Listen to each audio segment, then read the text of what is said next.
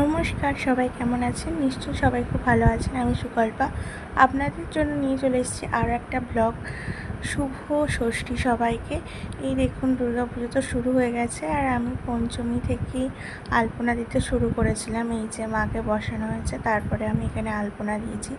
খুবই কম সময়ের মধ্যে খুব তাড়াহুড়ো করে যেটুকু পেরেছি একদম আগেকার মতো করে আলপনা দিয়েছি। আর এই যে বোদন ঘর, এখানে সব জোগাড় যন্ত্র করা হয়েছিল এবং পুরোহিত মশাইরা এখানে পুজো করছিলেন।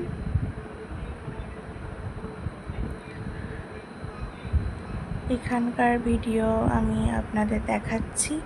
আর এটা পঞ্চমী পুজো ছিল।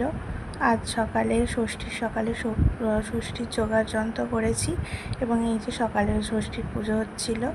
নিজের হাতে মায়ের কাজ করতে পেরে বেশ ভালো লাগে। এটা খুবই একটা ভাগ্যের ব্যাপার। যাই হোক, মা আমাকে সুযোগটা করে দিয়েছে। আপনারা নিশ্চয়ই সবাই খুব ভালো থাকবেন। আপনাদের সঙ্গে আবার কথা হবে, আবার গল্প হবে, আবার আড্ডা হবে। আজকের মতো এখানেই শেষ করছি। Tata, bye bye.